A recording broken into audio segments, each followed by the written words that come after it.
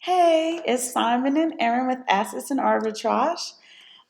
Originally, we were going to do scientific notation today, but we got an overwhelming response that you guys wanted the fourth turning, and it kind of flows into the last conversation. So we thought it would be a good idea to present that to you today, and then next week, we promise we'll go over scientific notation. Okay, yeah. So the fourth turning, this is going to be another one of those. It's going to be a little bit boring. I'm kind of reading right out the book, but we want to read some of the, some of the book terms and things, and then we will break it down and get into it. So let's start with the fourth turning. So what it's really called is called the Strauss-Howe generational theory. All right. So this is a theory devised by a couple of gentlemen, William Strauss and Neil Howe.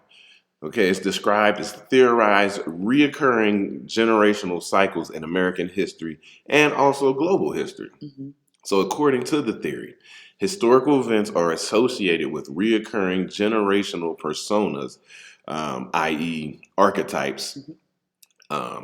Each generational archetype unleashes a new era, which is called a turning.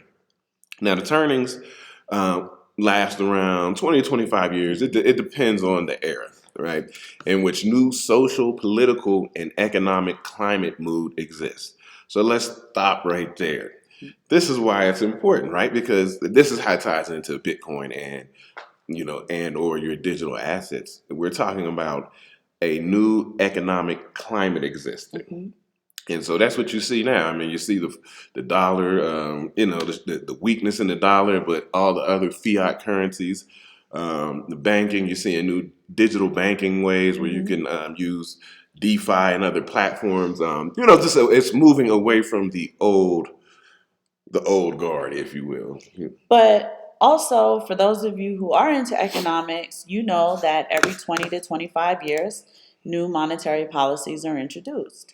So you understand the evolution of currency and its economic utility within a society every 20 to 25 years. So all of these things tie into each other, but I want baby cakes to... Yeah. So they're part of, so these turnings, right? They're part of a larger cycle that they refer to as seculums, right? So what a seculum is it Latin, I believe it means a long human life, right? Which usually spans between 80 to 100 years. Although some secula have lasted longer. Okay. The theory states that a crisis recurs in American history after every seculum. So that's the 80 to 100 years. And we're going to we're going to break down the events of the different seculums and when the turning started. So each crisis is followed by a high.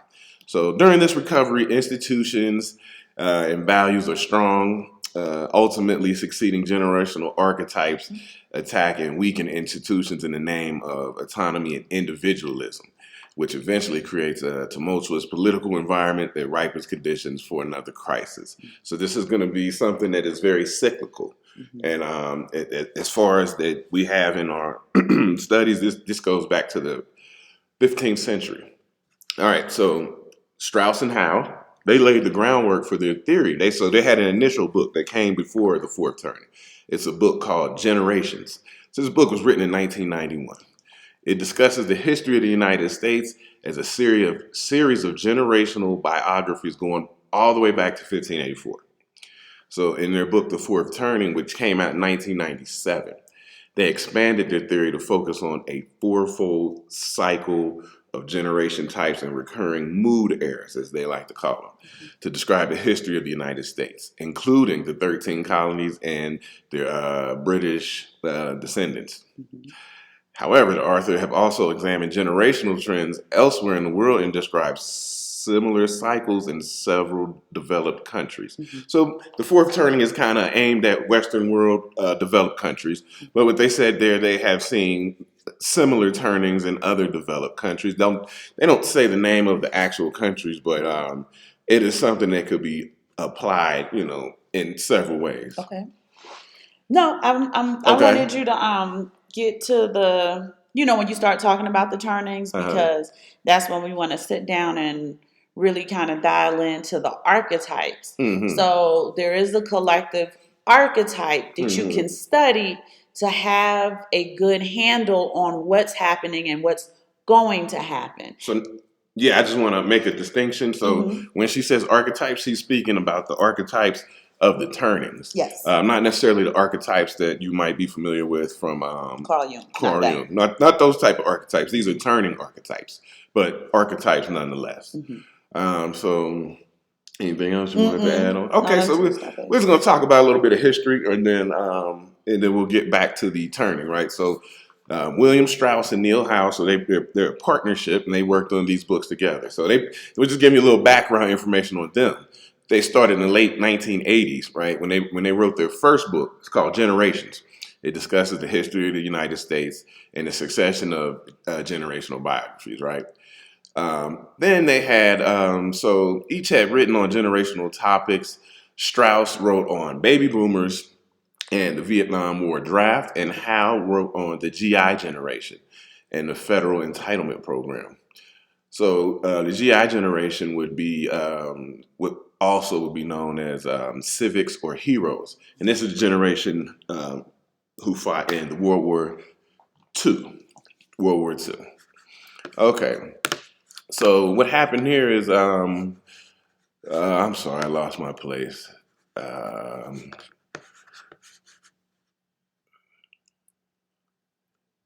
okay, I'm sorry. Here we go. So the reason they wrote these books is because they had an interest and they wondered why baby boomers and the GI generation had developed such different ways of looking at the world. And what was it about these generations' experience growing up that prompted their different outlooks? And they also wonder why any previous generation had acted along similar lines. And the research discussed an historical analog to current generations. Okay. So now we're going to get back into generations. So generations, like I said, written in 91, the baby boomers and their parents. And it predicted there would be no such gap between millennials and their elders. So why is that important? That is important. That is very important because what happened is, as they had stated, people from 1961 to 1981 Okay. are basically considered in that time period Generation X. And what they say about Generation X is Generation X was a generation, as growing up as children, were not protected as much in previous turnings, right?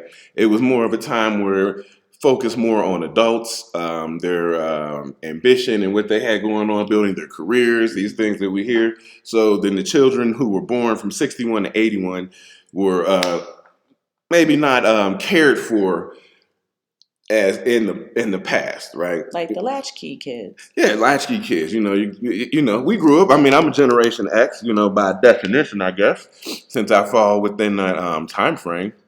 But yeah, so they're saying there's a big gap between Generation X and baby boomers who probably would have been your parents. Okay. And what they're saying is the Generation X and the millennials won't have such the large gap, as hypothesized by them. Now, understand, this book was written in 1997, so they couldn't get to see how it played out, all these years later, but they had already forecast what they thought was going to play out. It was pretty accurate. Yeah, I think so. It's pretty accurate, and we're watching it play out every day now. Did you want to say anything? No, when you talk about the Latchkey Kids era, there is choose my words carefully so I don't get in trouble. There's a group of baby boomers, because they were able to, like you said, get great jobs without a lot of micromanaging of their careers and their jobs. They were able to retire, and they have an unusual, abnormal focus on trying to spend up all the money before they die. They weren't interested in leaving wealth for their children. They had the attitude, and many of you will agree, I raised my kids. When you hear that, you know what generation that is that says that. Yeah, yeah. We talk about a lack of extended family help. That's huge now. Like, Mm-hmm. there's a lot of people like us who have large families, and the grandparents aren't as involved as the previous generation's grandparents were involved. For instance, when I was growing up, my grandmother was there every day. Mm-hmm. So, my children don't have that experience. No, and I just want to clarify because I did lose my spot about the exact point I was trying to make. I missed it. I'm sorry. So no, they had a second book written in 1993. That's what I was trying to get Oh, at. okay, baby. It's called 13th Generation: Abort, Retry, Ignore, and Fail. Oh, boy. So it was published while Gen Xers were young adults. So it examines the generation, like I said, 61 to 81. We call in general Gen Xers, but they refer to them as 13ers, which is an interesting term. Interesting, describing them as the 13th generation since the U.S. became a nation. So they're going back, and we're going to break this down because it goes all the way back to the late 1500s. This is the 13th generation to become, so they call them 13ers. So, and it says their location in history is as unprotected children during the conscious revolution, and explains their pragmatic attitude. Right. So this explains how they us are. Or the boomers. Us. Okay. Right. Us. So they describe Gen Xers as growing up during a time when society was less focused on children and more focused on adults and their self-actualization. So that's what they say. I just wanted to get the direct out the book, right? So, and this is why is this important? Because you have to take a self-inventory on yourself and see, well, where do you fall in the turnings in the archetypes? And that's important because it explains some of the outlook you'll have on life. I know a lot of people like to bang on the millennials, but we're gonna get into it, man. The millennials are gonna be the rising generation. So we'll talk about it as they have hypothesized. Okay. You got it? Okay. All right. So now, since we got there in 2000. They published a book called Millennial Rising, The Next Great Generation. Interesting. So this work discussed the personality of the millennial generation, whose oldest members were described as, so if they're graduating high school, millennial is usually, you see different numbers, but like 81 to 2001 is a good range. You might see something different, but rate that 20-year span right there. Okay. And they asserted that the millennial teens and young adults were recasting the image of youth from downbeat and alienated to upbeat and engaged. Okay. They credited increased parental attention and protection for these positive changes. So we just talked about a generation before who had decreased parenting. And now you see an increase in parenting, you see a different type of you'll see a different type of archetype come around because, it's one of those things where you were parented a certain way and you say, okay, I'm going to parent my children a different way, right? So, and it will also change how they behave. So did you want to say or you want me to keep going? Well, I was just going to say I find it interesting because we're at the top of that. And then Sean is at the very bottom of that. That's interesting. Because you said from 81 to 2001? Yes, that's usually that range, that 20-year range. And so they asserted millennials are held to higher standards than adults apply themselves to, right? So, there's a lot of bad things they say about millennials because they're a different generation. They're just different than we were or than the generation behind us, but you're supposed to be, right? Because it is a different archetype. And we're going to explain the 4 different types of archetype. But we got to get into this. So we want to know how you define a generation. So let's talk about defining a generation. And remember, this is all hypothesized by Strauss and Howe. So I always want to get back to that. Okay, so they define what they call a social generation. So social generation is the aggregate of all people born over the same time span, roughly 20 years, 25 years, or the length of one phase of life. Okay, the generations are identified from, your first year born to the last. So looking at the length, you can see they share some of the same criteria. if you will. So first, members of generation share what authors call an age, location, and history. They encounter key historical events and social trends while occupying the same phase of life. Okay, we're saying a lot right there. We said a lot right there. So what does that mean?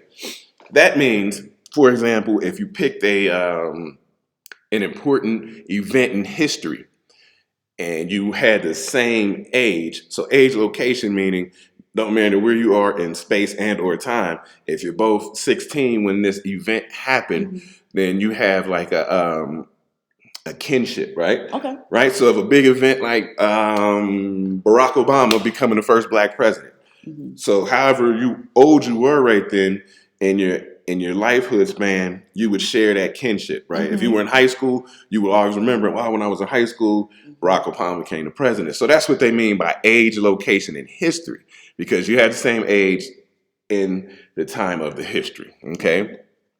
So, like we said, in this view, members of the generation are shaped in lasting ways by eras and encounter as children, young adults, and they share certain common beliefs and behaviors. Aware of these experiences and traits that they share with their peers, members of the generation would also share a sense of common perceived membership in that generation. And I'll bring this up because I have to deal with this, well, far too often, but I have a certain age, right? And we're talking about sports. Oh, God, you and the kids. So when I came up, it's Michael Jordan. The Jordan era. This is the LeBron era. My father, he gonna tell me about Kareem Abdul-Jabbar, and now I got my kids telling me about LeBron. So it's just how your age and how you perceived in the age location. So we could use a whole bunch of different examples, but I think just to understand your age, location, and history, and your kinship with people around your age within that 20-25 year window. No, I was just laughing because you and the kids fight about that all the time. It ain't no fight, but I'm not even gonna go there. But okay, so let's talk about these turnings. Let's talk about what the turnings really are. So while writing Generations, the first book, right? So they described a theorized pattern in historical generations they examined, which they said revolved around generational events, what they call turnings. And in Generations, in greater detail, they wrote the fourth turning. They described 4-stage cycle of social mood eras, which they call turnings. Okay, you got 4 different type of turnings, and we're going to name them and explain what they are. Right. So the first turning is called the high. Right. So according to Strauss and Howe, the high comes after a crisis. Right. So during the high, basically, institutions are strong and individualism is weak. So let's repeat that. Institutions are strong, individualism is weak. Society is confident about where it wants to go collectively, though those outside the majority center often feel stifled because, they don't want to conform. So we're going to go into this. According to the authors, the way they have said it, the last high started post-World War II. Right. The Industrial Revolution. Well, no, I mean, but what I'm saying is for the turning wise. Okay. The turning wise, post World War II. So after America won World War II, if you will, it began in 1946 and it ended, they say, on November 22nd, 1963. That was the end with the assassination of President John F. Kennedy. Civil rights. Yeah. So that was the high. So let me just tell you guys something. And we don't make this a political show or anything, but often you hear people use the term "Make America Great Again." Okay, fine, fine, but understand the science behind it. When they say "Make America Great Again," they're talking about the high, the first turning. That is what they were talking about, and really they're always talking about the 50s, basically, right? Wasn't it always the 50s, late 40s, 50s? Like you said, these people are coming home post World War II. Yes. You got the VA loan. So now these men get to come back for more. They get buy homes. Not black men. Sorry for that. But what's the place in New York? Levittown. But no, Levittown was a reparations payment. As for well. The Jews. But you get, if you were a VA, if you had the VA loan, yes, that you was had a lot of access people to it. And we didn't have access to all of that free-flowing money. Not at all. Not at all. So sorry about your luck if you were African American who came home during the high. During the high, and also it wasn't a great America for you. We want to make it very clear that these models are based on white society. Yes, it is. But we have to understand it to figure out how we fit in and how we can adjust to do what we need to do. But there you go. That was a great point. That's a very great point. And I'm glad you brought that up because she's right. It is based on their society, and we just have to figure out how we could fit in and maneuver. Right? We always talk about chess. You got to make your chess moves. So you got to move from square to square as you see how things are unfolding. But you have to understand the board in order to make the moves. Oh, yes, you do. So the second turning, what they would call is an awakening. So according to their theory, this is an era where institutions are attacked in the name of personal and spiritual autonomy, right? So people kind of like, and you know we're going with this, this is kind of where civil rights started, okay? Just when society is reaching its high tide of public progress, people suddenly tire of social discipline, right? And want to recapture a sense of self-awareness, spirituality, personal authenticity, all this stuff, right? Young activists look back at the previous highs and era of cultural and spiritual poverty. Dang. Heavy. So you want to say anything about that? Cultural and spiritual poverty. I do, but we'll end up in a rabbit hole, and I want you to get through the turnings because, this matches heavy metaphysics. It's assets and arbitrage, so I'm probably not going to dial into the metaphysics with it today. Okay. But it's very important to understand these cyclical, because you're understanding societal generations. If you can kind of follow this model, you can map your own generational curses, generational blessings. You can map out when you get married to somebody, you need to kind of study their family as well to kind of see how that ties in when you have children together, to understand the cyclical nature of the mindset of your ancestors. We always talk that ancestor talk. The ancestors didn't always leave good things. We always talk them up for good things. Like let's be practical, right? They left some really shitty things too. So, and all of this is mindset, is psychological, and it does tie into your behavior for asset building, for asset maintenance, for asset generation, and stuff like that. But go ahead, babe. I want you to get through the. Yeah. So, like we said, so that turning would have been, like I said, would have started. The awakening would have started. As they postulate with the assassination of John F. Kennedy, all the way to the early 80s where you had the tax revolts, right? So from the 60s to the 80s. Yeah, 60s to the 80s is the awakening, right? So you had, you had all that stuff, civil rights movement, Woodstock, the 70s, the love era. Yeah. So that was that awakening when you had those people in those archetypes. So now let's get to the third turning. The third turning is called the unraveling. Okay, so the third turning, the unraveling. The mood in this era, they say in many ways, is the exact opposite of the high. Institutions are weak and distrusted, while individualism is strong and flourishing. Reaganomics. Right? Okay, yeah.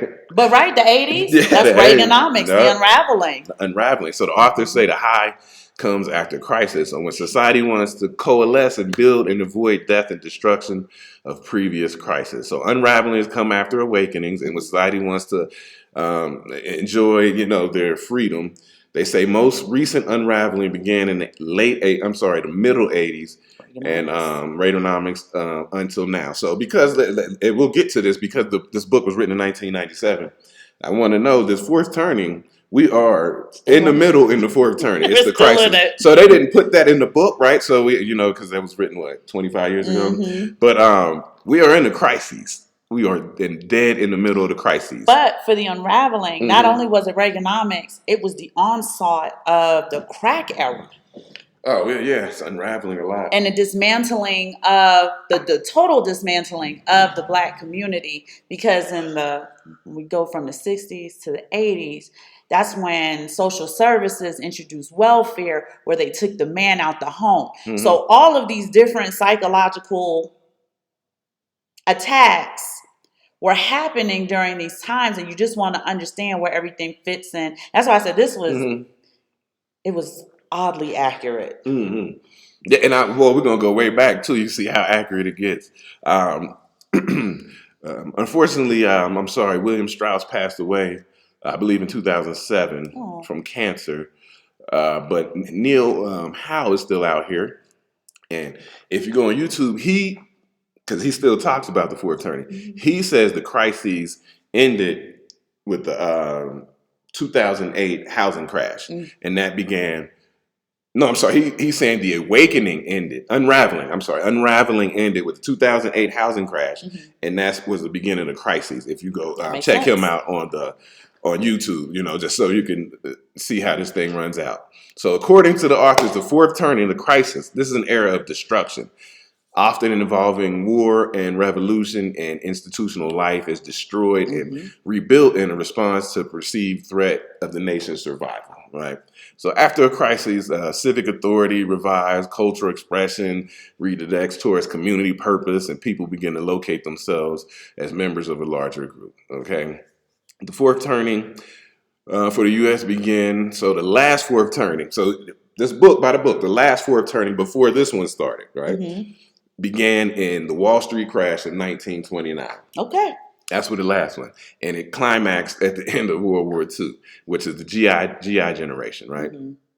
So those are people, they are, the archetype is known as a hero archetype. And they were born from the years of 1901 to 1924. So they say the confidence, optimism, collective was of the mood of the era. They are referring that the millennial generation is the next hero archetype, like the GI generation. Okay. And the GI generation is important, because it was World War II. A lot of people lost their lives. But it was, remember, the young people who were called over there. If you remember, even famous athletes of that generation who would have been the hero archetypes, such as Joe Louis and Jackie Robinson, had to go fight in World War II. But another aspect to World War II, when we talk about the hero archetype, the women were courageous enough to do the industries typically designed for men. They were making the weapons. That's where Rosie came from. That's where Rosie the Riveter came from. So that is a huge part of the hero archetype, that woman strong kind of vibe. Yeah. So, and they're saying the new hero archetype is the millennials. So, I know people bang on millennials. We got to put a little respect on their name because they're the hero archetype. I guess they're going to save us, hopefully. That's so funny.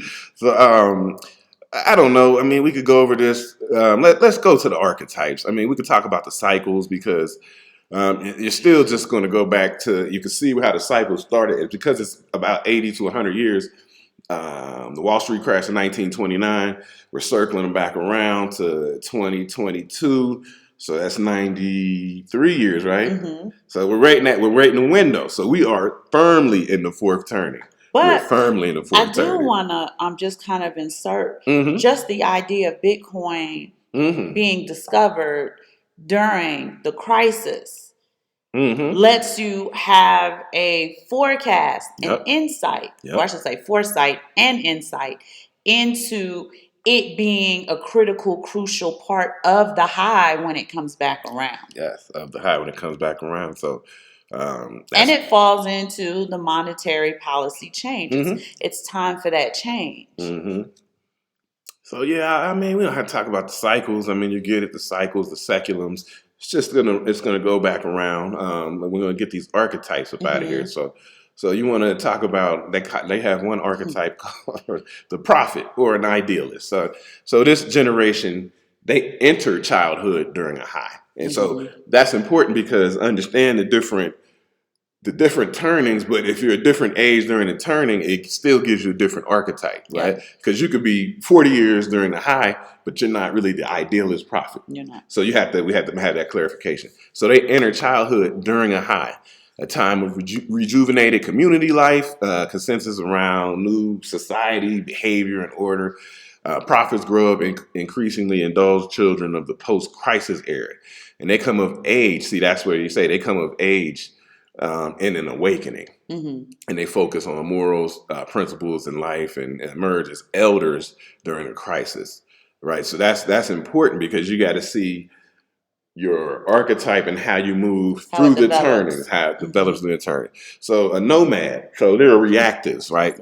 Nomad, their generation enter childhood during an awakening.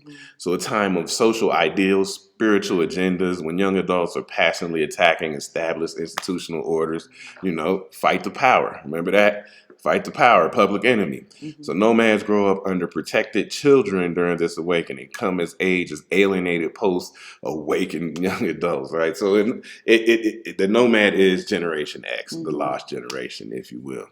All right, so you got the hero. So the hero, or they say civic, right? Generations, they enter childhood during an unraveling. This is the 80s. Yeah, they enter childhood during the unraveling. So a time of individual, self-reliance, kind of hands-off, as they say, laissez-faire. Heroes grow up increasingly protected because they're after the awakening children, and they come of age-oriented young optimists during a crisis. They emerge as energetic, overly confident midlifers, and they age politically. So that's the hero. Really is the millennials, right?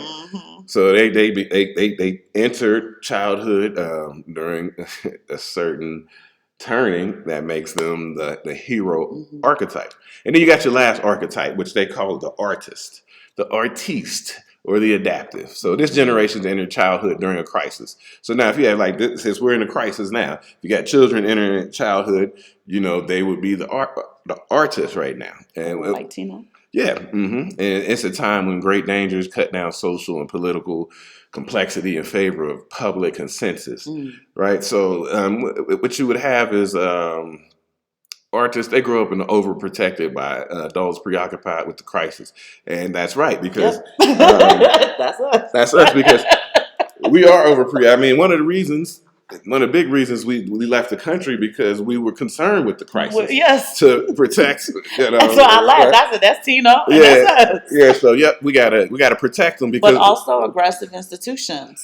Yeah, with them overturning Roe v. Wade, that's aggressive. You know what else is aggressive institution that we wanted to get away from was the school to prison pipeline. Yeah, that's a very aggressive institution. Yep. One of the reasons we homeschooled our children with the curriculum that we created. Yep. I want to put that on there ourselves because the institutions were too aggressive. We had some of our older children in school, and you go there, that thing looked like a prison. Yeah.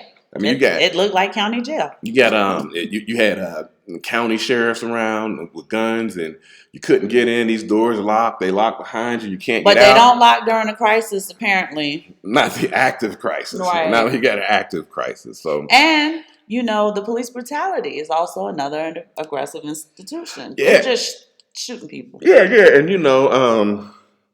and we went in this in the previous show about the areas of activity, but those areas of activity are institutions and aggressive institutions. And during a crisis, very aggressive institutions that if you can find a way to remove yourself from these institutions, give you a little bit more freedom. I don't know if you'll ever be completely free the way the world is set up, but if you can just have a little bit more freedom, it's better than nothing. But right? Also understand that with freedom comes great responsibility. When you don't put the responsibility and management in the hands of an authority, you are responsible for it. So just understand that you're trading convenience, and I don't want to say for inconvenience, but you're trading convenience for effort, labor, and work. So, and a lot of people, they want both, and you have to just let them know, you cannot have both. You cannot say, I want freedom and a specific lifestyle and still have the convenience of a person whose whole entire lifestyle is managed by, whether it's the government, whether it's, some type of overseer. Right? No, seriously, it is your responsibility. And it's no different from your kids in the house. The kids in here, they're like, Mom, we want to be independent. You can be independent in your own house. Right? Until you start paying bills and putting in and doing what you need to do, you are a dependent. Right. And you are dependent on what I say to do in a responsible parenting way. But you can't do whatever you feel like when all of the responsibility is placed on somebody else. Right. And I just wanted to share something with you. I'm not going to go over all these Seculums. These Seculums go all the way back to 1400. But I wanted to show you the last 3 fourth turnings and show you what they are. So the fourth turning that happened in 1843 to 1859 was the Civil War. That's a big crisis, right? That was a big crisis. Okay. The next fourth turning after that was the Great Depression and World War II. Okay. Another huge crises, right? And then what we're in right now, what we're in, because this has been updated, they call it the War on Terror, but the Great Recession, the COVID-19 pandemic recession, a great crisis. And I think what people don't realize is that the war is actually on us, right? And that realization hasn't really developed yet. Right. I want you guys, forget Amber Heard and Johnny Depp, forget the Versus battle, Ray J can't sing, forget Diddy got the Lifetime Achievement Award. I want you guys to zero in on how restrictive travel is for you guys in the United States. With all of the flights being canceled, they're canceling service. Large airlines, American Airlines is canceling service at MacArthur Airport on Long Island. That's crazy. That's absolutely nuts. And understand these cancellations aren't happening in other parts of the world. No. You guys are getting slowly trapped inside the United States, and no one's noticing it. Because what they do is they give you that bread and circus. Bread and circus, yeah. Right? Johnny Depp and Amber Heard were on trial like he murdered her. I said, did he kill her? No, she's right there. What is this about? Right? And that was news every single day. You know, Diddy got the Lifetime Achievement Award, BT. It's news. What such and such is wearing on the red carpet, and they're bogging you down with all of these things that aren't important, and you're missing little teeny tiny integral things that are super uber important. You guys are slowly getting trapped in the United States. They were saying, in the community that, what was it? Build the wall. But the wall was actually was to keep you in, not to keep the out. Mexicans out, not to keep other Hispanics out. It's to keep you guys in the United States. They want to keep the money there, and they want to. Because they don't say it on through mainstream media, but there's just a big movement of people leaving the United States, and when they leave, they're taking their income and their capital with them. And they're not telling you that on purpose, right? Here's another thing they don't tell you. They keep saying that Black people are 13% of the population. No, you're not. Yeah. If we would actually do the numbers, I bet you we're closer to 30%. Right. But why? Why would you guys lie about that? They lie about that to keep you as a minority. Keep you a minority. To keep you diluted, to make you feel like you're the smaller group. Less powerful group, yep. And it's little things that they hide, and then they dump all of these bigger things on you. The third thing I want to say, and all of this ties together whether it feels like it makes sense to you or not, it does. Our love, it's not a relationship show, but I'm going to bring it up. Okay. Our love is the greatest threat to white supremacy. It is why this horrible, horrible narrative that is floating through the internet where the men hate the women and the women hate the men, and what they're trying to do is they're keeping the narrative out there so that we stop procreating with one another. Right. They are trying to dissolve the institution of marriage within the Black community. I am telling you guys, the statistics say otherwise. Right? Psychologically, I have to tell you these things because it's important, and it's not that type of show, but it is part of your wealth building. Yeah. Who are you building wealth for if there's no family? And like she said, this goes directly into the turnings because this is a place where there's destruction in the crises. They're trying to destroy. What do we say? Shout out to my 5%ers out there. Build, either build or destroy. In the crises, you are destroying. It's destructive. And then when it rolls back around to the high, you get the rebuild. But with every death, there's a rebirth. Yeah. But understand your spot in it. If you can go back and look at the numbers, depending on your age, where you were, you can see your archetype where you came into childhood and what turning.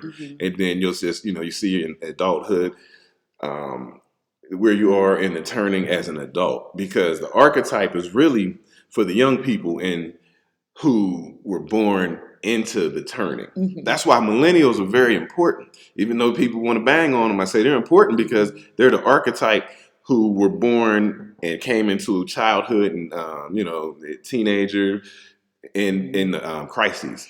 And I'm going to say this It's at very the risk important for of you them. guys being upset with me, Yep. but I'm going to say it. It's not PC. I'm going to keep it real with you. I'm going to keep it all the way 100. Okay. I'm going to keep it a buck with you. Children have to be born in order for life to move on. There's going to be So if you guys are a societal collapse because people are dying faster than they're being born. Yeah, if you guys are familiar with Dr. Jordan Peterson, I know he's not everybody's favorite person, but he puts out some good games, some good information, and he talks about a societal collapse in the Western world because the births are what they call below replacement, right? And we've talked about this, the people aren't being born as fast as they're dying.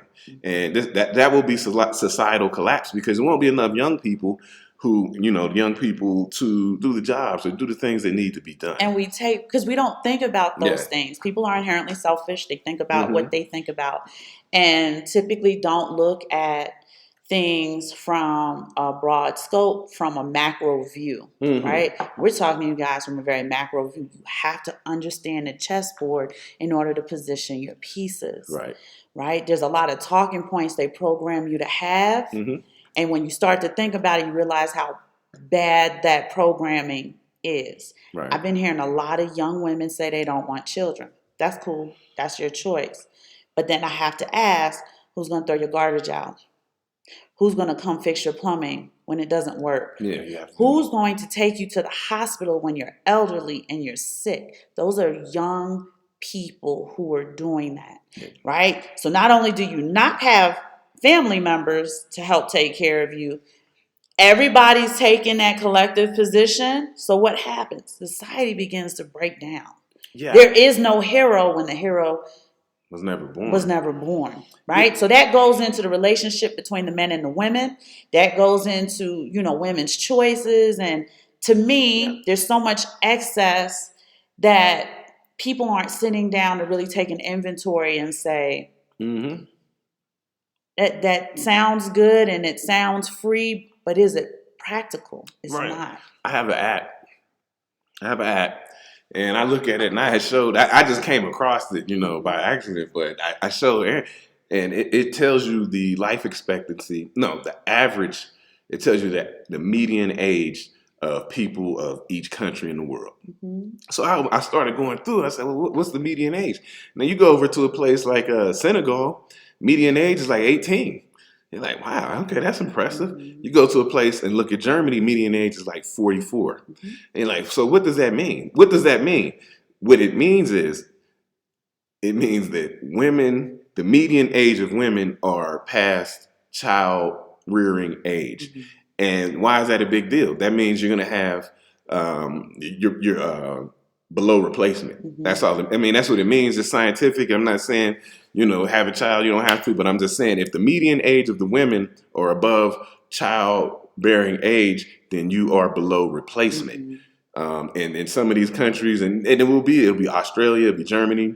It's Western world. United States, Canada. You're going to experience in your lifetime a societal collapse where there is no youth to bring you the DoorDash. There is no youth to throw the garbage out, to fight the fire. There's no young police officer to call when you get in trouble. And I mentioned this in a previous show about a city in Italy called Locarno. Oh yeah. And they were giving out 20,000 euros if you came over there. You had to be under 40. So they wanted really the woman to be of childbearing age, and you had to have at least one child. And they would give you money because when I looked at the makeup of the community, it wasn't enough young people to do anything. Like businesses were closing. A lot of their population were elderly, and they needed people. They needed school teachers. They needed, like she said, sanitation workers, police officers. They needed all these things that young people do.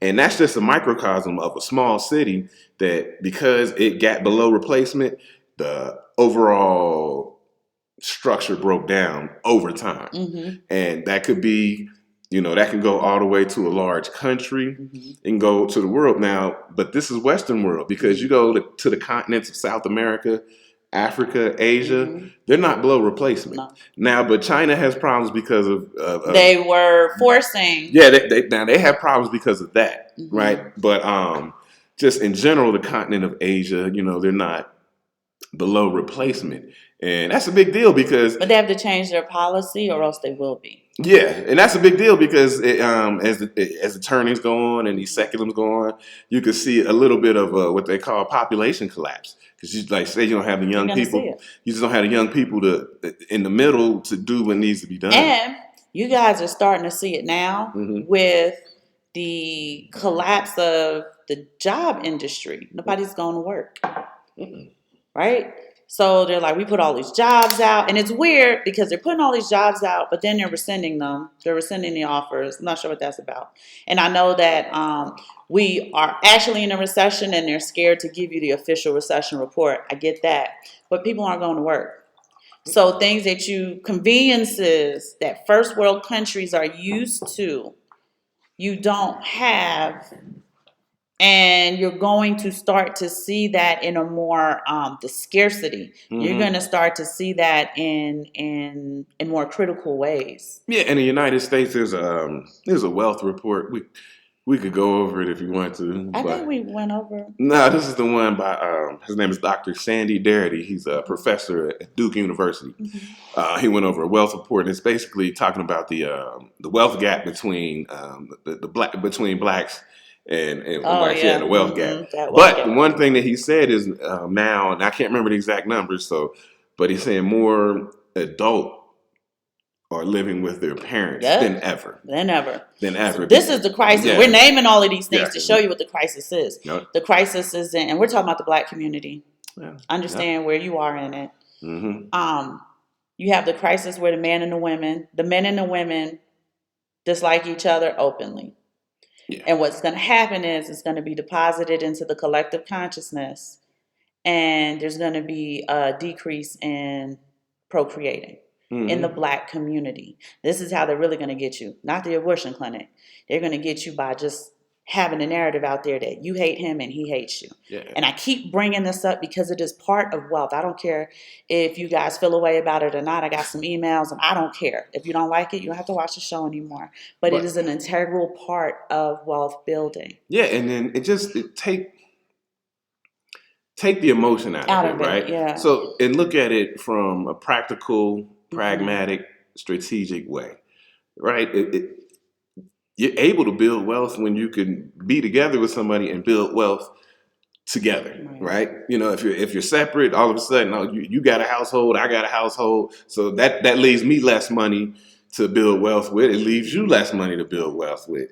And, so it's still strategic, like we said. But the creation of the family as well, so that wealth is passed on. It's passed on. Right? And then I really just want to get to the point that there are a lot of very healthy, beautiful Black marriages and Black relationships. And they're not being mirrored to you because they have an agenda to keep you apart. That's really what I want to get to. The algorithm is locking people into Black men and Black women don't seem to get along when the statistics say otherwise. Right. And so, right? Black men are the most active fathers. They are the most active fathers. Go check it out for yourself. Pew Research shows you. Black men are not deadbeat daddies. They're not. And man, statistically, they're not. And one of the things that we didn't say in the turnings, but that is just, I think is just true, is when you have these certain archetypes who then kind of run the world down into a crisis. Mm-hmm. Sometimes those people just need to die off. They do. And then we could bury the dead. And we could just refresh new with the heroes. That's why I say millennials are important. I have one millennial son. So, we work with him. It's all on Sean. Yeah, we getting him there. But you have to understand the importance of it, because I always hear people banging on the millennials because, for one reason or another. But they're important because they are the civic and hero archetype that is coming behind a crisis. Mm-hmm. And these are the people who, I'm not say save the world, but they'll just get it reformatted so we can go forward and prosper.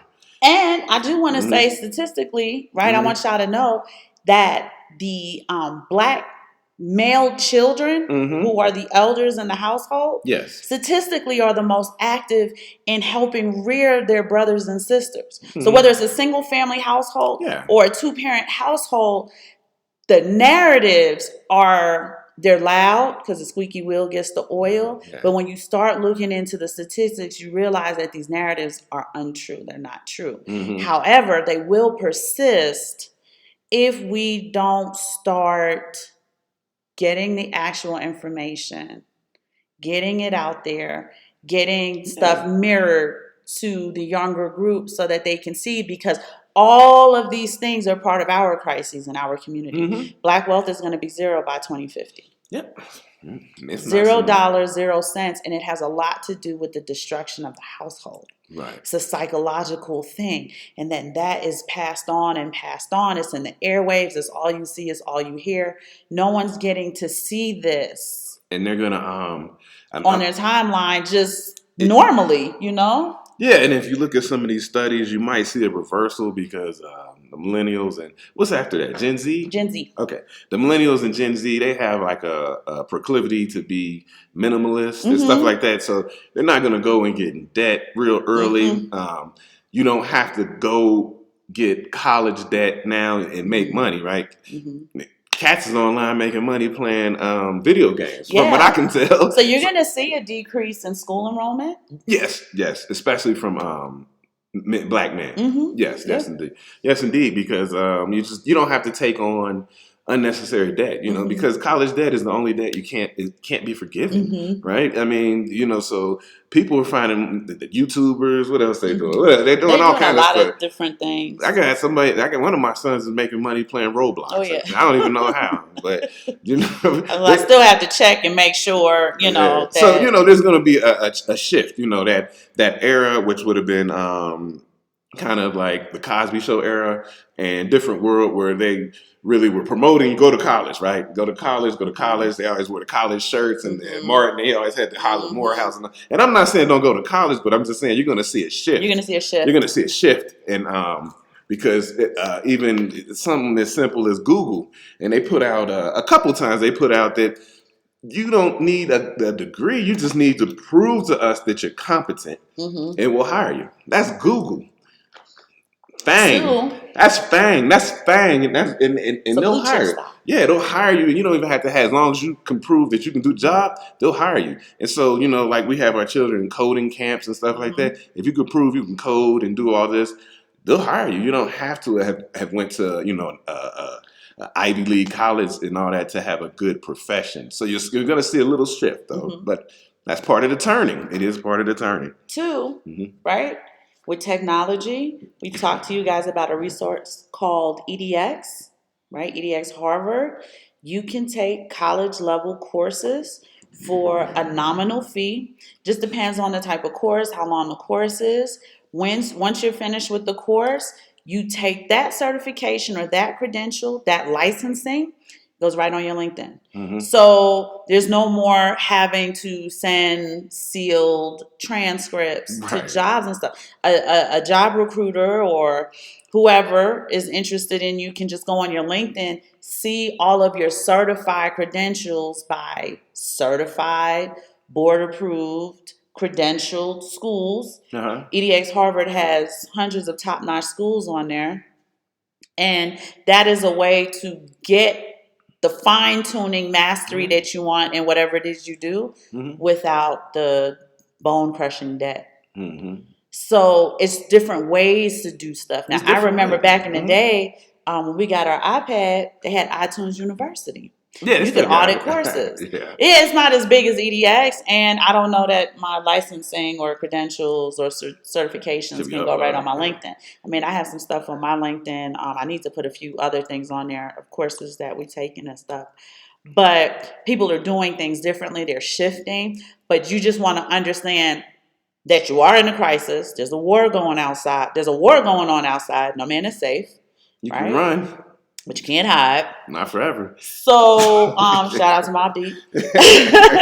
So, we got to put our little hip hop references in here every show. But just understand what the board looks like and where you fit in the board, and don't be for the hype. And let me say let's say one other thing too, because people, like she said, are inherently selfish.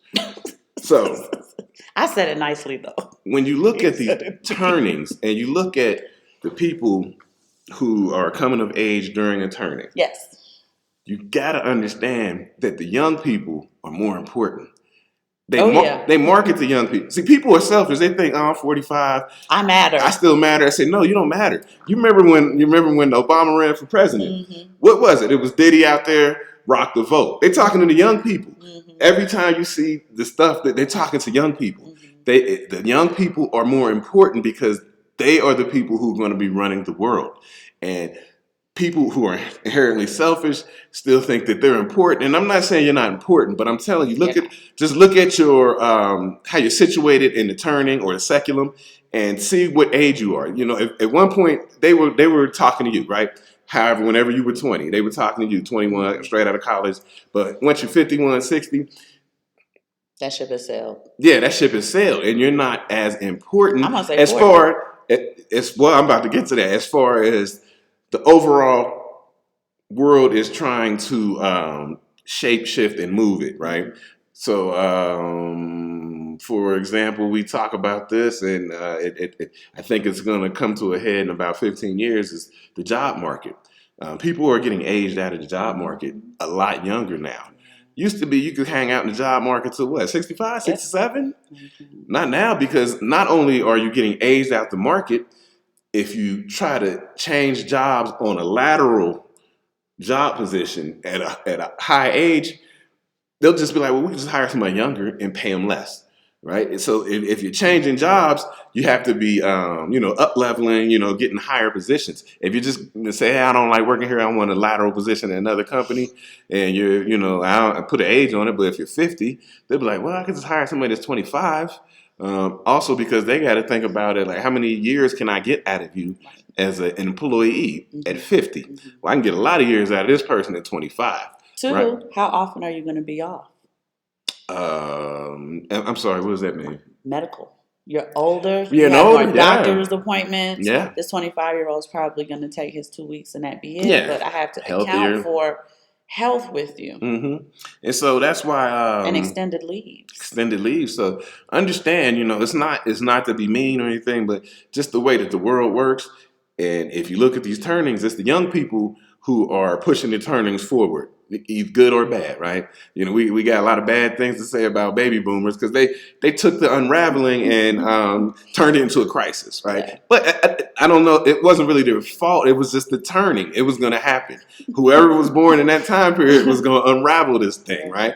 And then you got the millennials who are going to try to save it to the best of their ability. Now, the issue is, though, because when we talk about the boomers, the term boomer came because there were abundance of children that were born. Mm-hmm.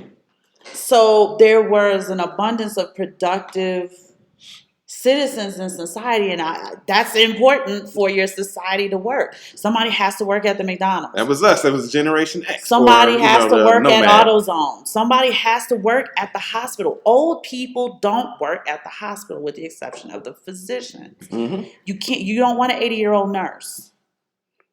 Right? I was a fireman for a long time. You don't want to. You don't even want a 60-year-old firefighter. You might not want a 40-year-old firefighter. No disrespect. Shout out to my firefighter guy. I know y'all. He was a firefighter since he was 18. That's a lot of wear and tear on your joints and well, you be tired, your back and stuff.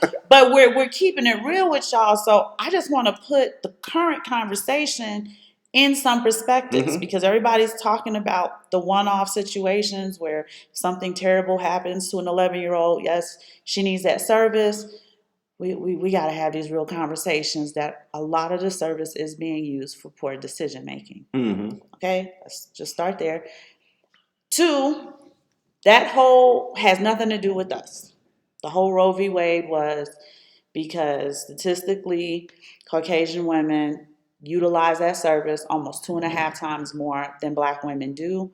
And white society understands that it's dying faster than it's being born. It's below They replacement. have to do something. They're coming for contraceptives next. I mean, it said, the numbers changed so much, but it said 2040, 2045,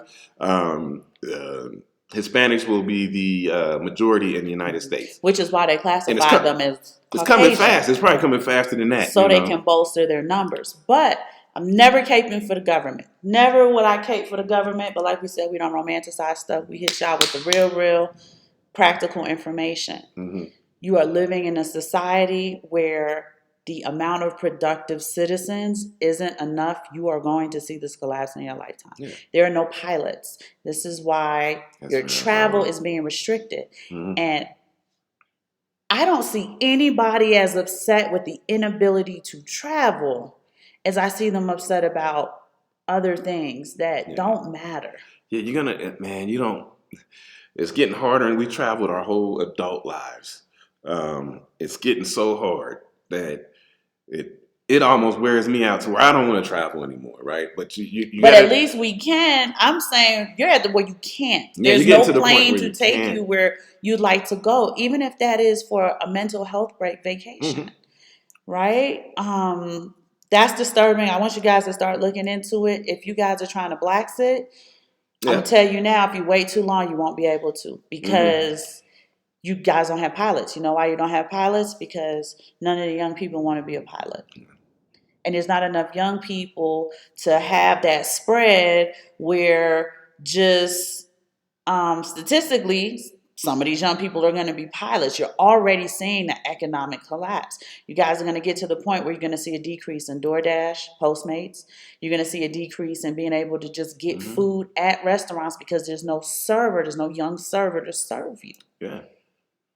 The baby boomers are dying off. You used to see the elderly Walmart greeter. Okay. You're going to see way less people doing those things because there's just not enough productive citizens in society to do all of the things that you guys are used to.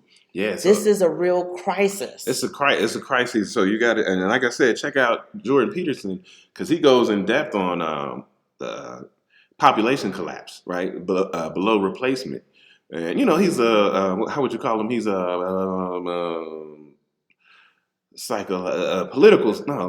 scientist. But he's also a clinician. A clinician and psychologist. But he's just breaking it down, basically, like a scientist. No emotion involved. This is what's happening. That people are below replacement in these Western nations, which we call first world nations. But if you give it 40 years, you're going to have a problem. Right? Young people aren't going to medical school to be surgeons. You can't get that surgery. No. Right? And I'm talking like the life-saving stuff. There is no cardiopulmonologist to help you with your cardiopulmonary issues. There's no brain surgeon to remove the tumor. Yeah. There is no, attorney. There's no young attorney to get you out of that DUI. It is, but no, I'm serious though, because young people aren't going to law school if there's not enough young people to go to law school. Yeah, it's a problem. And you don't think about it. You're like, well, I just want to focus on me, and I'm pro-life, right? You make your choice, you do whatever you want to, but understand how that pans out collectively, right? That there's just not too many people collectively are saying they just want to focus on themselves. They don't want to have a family. They don't want to get married. They don't want to have children and whatever. It's your life. Live your best life. But when we tell you live your best life, understand the ramifications of that, because that's going to come back to affect you directly. Right? I have 4 children. When I don't feel good, the whole house does whatever it can to serve me like the queen I imagine myself to be in my mind. And I say that as a joke, but it's the truth.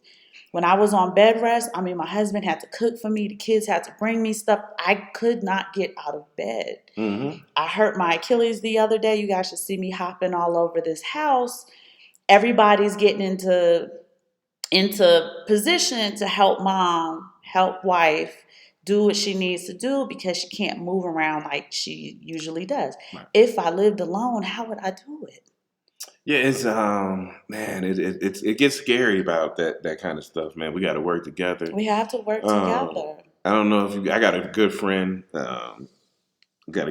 He has seizure disorder, and he had seizures, and nobody's around to help him. He had a seizure, and he just wakes up. He fell and broke his jaw.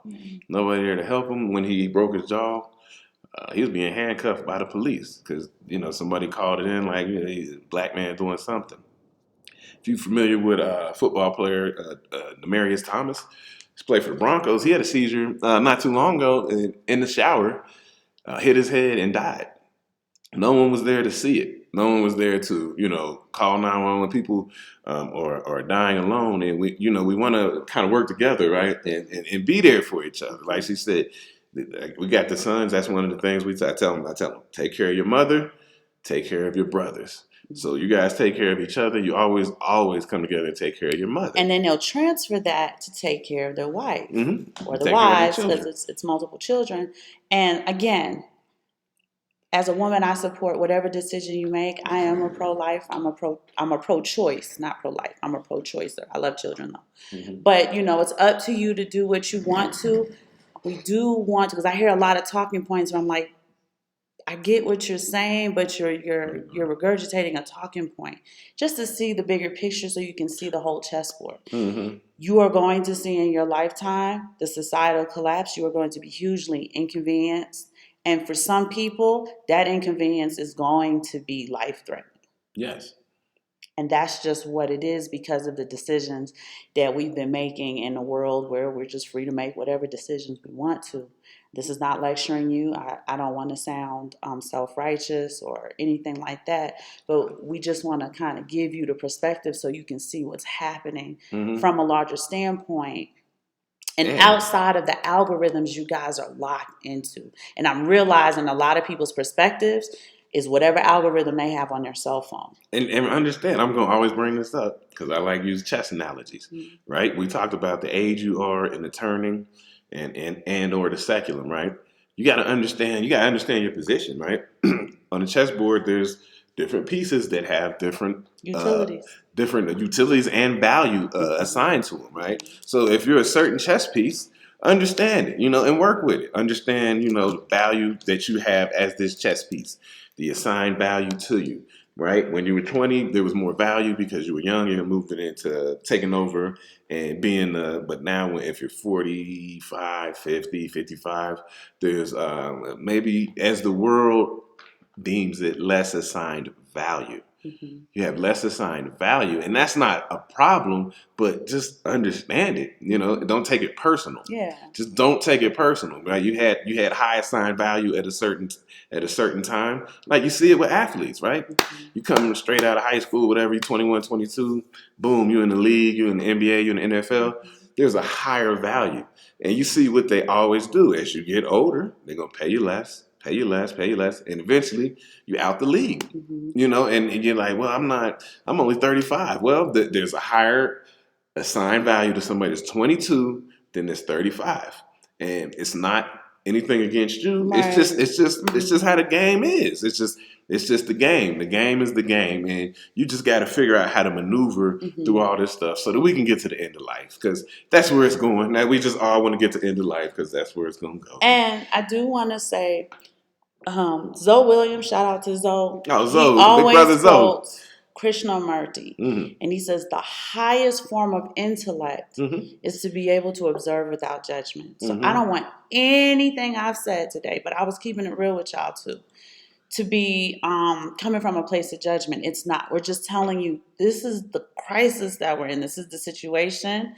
These are some of the reasons why. Yeah. And I think with a lot of just not being able to see it, right? Because, you live in a society where they tell you do what feels good. That's what America's all about, doing what feels good. And you know that doing what feels good isn't always good for you. I want to tell y'all, I love y'all. Y'all my people. You're my community. A lot of the narrative out there isn't true. I want to see the love come back to the Black community, right? We want to see thriving children flourishing in the Black community. We want to see more than just freaking athletes and entertainers thriving in the Black community. right? There's a lot of things we want to see families, generations handing down wealth in the Black community. I don't want to see the wealth go to zero in 2050. Yeah. And that's what it's projected to do. So, we got some work to do, but And it's still part of the crisis. yeah, it's part of the crisis. The time. I have to look, but 2050 probably would be. It would be a result of the crisis, even if you're coming out of that time. Yeah, it'd be the high. So then you have to probably work it back in, and just like the Depression rolled right into a high. Yeah. Yeah. So you'd have to just build it back up and work it back in. But just understand, this is technical stuff. When I say technical, I'm just mean it's just science. It's a study. You kind of see things, and if you take a step back and you see your position in it, right? Yeah. However old you are, your age, when you were born, what part you play, you can understand. Okay, this is what's going on, and how can I fix it? How can I do better? But a good way to mitigate the poor replacement, because people think that the replacement is just with the Caucasians. Yes, they are dying way faster than they're being born. But if we continue not getting along, we're going to be right behind them. Yeah. Right? Because the Hispanics and I want to say the Asians are going to kind of, you know what I mean? Because Asia's so big. Yeah, they're above replacement. So what I'm saying is, family, a good way to mitigate that is to form community. Mm-hmm. Right? You don't want to die alone. You don't want to be injured. And I'm talking minor injury, right? You sprained your ankle. It's going to get better, but there's no one in your big, huge house to help you. You got this big, beautiful house that you pay for. There's no one in there to help you get to and fro. There's no one able to take you to your appointments. Mm-hmm. You're going to get laser surgery on your eyes. No big deal. You're going to have 20/20 vision. Who's driving you home? Yeah, and let's form communities. Form communities because it's not really you don't have children so that they can take care of you at the end of life. But if you instill in them it's those the circle values, of life, though. You instill those values, and it's good for them because it shows them to be selfless. Selfless, yeah. You want to be selfless, especially in the time of crisis. You want to be selfless. Right? And let's get the extended families back together. Mm-hmm. Children should grow up with their cousins, grandmothers. I don't want to hear another woman say, I raised my kids, I'm not raising yours. You are supposed to be a matriarch. You are supposed to be the giver of wisdom. You should want to spend as much time as possible with the beautiful generation that came from the womb of your womb. Yeah, I'm crazy. I'm out here talking to my oldest son like, hey, when you gonna get something going? He's got 57 months. So we can get a little grandbaby out here. Let's get a little grandbaby in the game. For me, an heir to our family business. But no. I ain't saying don't be reckless with doing it, but can't do it the right way. But we're excited to be grandparents, so we're hoping it happens. Y'all pray for us. One day. I would like a beautiful daughter-in-law. But we're just saying, let's form communities. Let's be the aunties. Let's be uncles who mentor the youth. Let's form the communities we used to have to mitigate a lot of the suffering that we are really in for in the next 15 to 20 years. Yeah. At the end of this crisis, it's going to get bad. It's going to get ugly. It's going to get ugly outside, and as they say. We have to take different approaches. So, we got to do it. And remember, community doesn't have to be physical. We're in the age. Digital. So you can have digital communities. FaceTime. Facebook groups, what kind of groups. But just form the communities so that you have people with common interests. Right? Is that what you call it? Common interests. So, you can deal with them, you could build together, right? We told you before in an earlier show, but a lot of this stuff's always going to come back. You got to have people in place who can help you as a family. Yes. I got to have It takes a village. It takes a village. I got to have, another person in place in case something happens to me. I say, can you just keep an eye on my family? If something happens to me and vice versa, I'll do the same for you. And you want to keep these things together because it's inevitable. Something's going to happen to you. It's inevitable. And so you want to just have these things in place, like a little community, a village, whether it be digital, whether it be physical, just so that you have, and even if it's your own children, at least my sons are getting old enough that I got it in-house. that if something happens to me, they know what to do. Right, and I do want y'all to understand that with the Caucasian community, Mm. they, put the restriction on the abortion. They ain't even have to really do that with us. They said just let them fight amongst each other. We don't even have to put laws in place for them. We'll just let them fight amongst each other. They'll stop having children with each other. Right. And this is it's an issue, man. We can go on and on. I mean, like I even said, you see a lot of people. We moved out of the United States strategically, to get an arbitrage, build wealth, raise our children in a better environment. But you go on YouTube now, you see these people moving out of the United States, and this is all about dating and meeting people from different countries. And so that's going to be the younger generation, but you do have the older people who are looking for, and it's mostly men, but it could be women too, right? You got the women who's going to Africa for the guys and stuff like that. But we're gonna stop dealing with each other, and we have to find a way. FBA family, I'm talking to y'all. FBA, we gotta find a way to keep that intact. We got to find a way to keep intact. Yes, I'm West Indian, but I ride for my FBA people. I understand, the war that's happening out there. I understand the psychology behind it. And, we want to have other people understand the psychology behind it so we don't keep falling into the okie doke. I am going to challenge you guys to find ways to unlock yourself from the algorithms in your phones. Sign up for a chemistry group. Sign up for a knitting group, just so you can loosen up the algorithm on your phone that is designed to keep your mind locked in to sheer foolishness. And you watch that one video on Facebook, you're going to get 25 videos just like the one you just watched. And they're doing that. That's part of the war. We have the craziest timeline on our Facebook, and we have to do it on purpose. So that I watch welding videos. I don't know if you know that.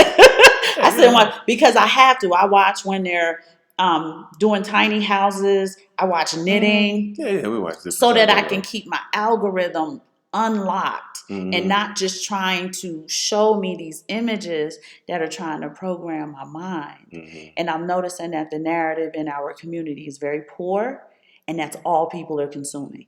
Yeah, it's all everybody's talking about. It's all they're consuming, right? And give us some feedback about the community stuff, because we're not in the United States much, so we don't have physical activity with our community, right? So we don't know. We just only know what we see. We kind of what comes on social media or timelines and stuff like that.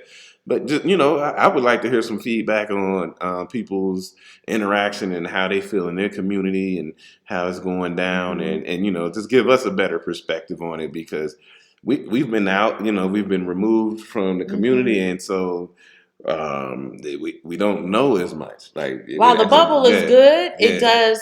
We do have certain insight into certain communities, but it's the community he's from is from the community I'm from. Yeah, I would like to hear what's happening in Houston. Shout out to my Houston people, Dallas people, my people anywhere in Florida, anywhere in Atlanta, wherever it is that you're from. Tell us what the Black community looks like. I want to see more healthy relationships. I want to hear you guys are expecting. You guys, hey, we just did this great thing with the assets. We just started buying precious metals. I just, scored a whole Bitcoin. I've been dollar cost averaging for months, and I finally got the whole thing. We want to hear the good news, because there's no good news being spread. And only good news I've seen recently, and you'll usually see this from year to year, was graduation season. Yeah, I love graduation. So I was very happy to see all the people graduating. I love prom season too.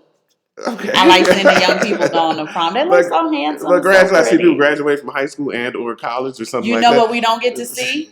Black weddings. I don't see marriage. Send your wedding pictures. I don't see marriage. Happy anniversary. Shout out to Bam. Bam recently had an anniversary. Oh, okay. Shout out to Bam. Happy anniversary to you and the missus. We want to hear more good things, and we want to just kind of get that out there. All of the great things that you guys are doing, all of the great travel. Hey, we went to such and such and we loved it. Tell us about your experience. We want to hear good news. Yeah. So yeah, we didn't keep you too long. Again, that's what we do. I do want to make an announcement. After Mm. next week, we are going to be going down to 1 day per week. We're going to give you quality shows, but we're going to just do it once per week because our business operating aspects are just a little bit more than we Mhm. initially thought. But we want to give you quality shows. After next week, we're going to go down to 1 day per week. We'll let you know what day that is. Okay. Probably Monday, right? Yeah, I like Monday. Yeah, we like I Monday. got some stuff on Monday. Bye, So. y'all.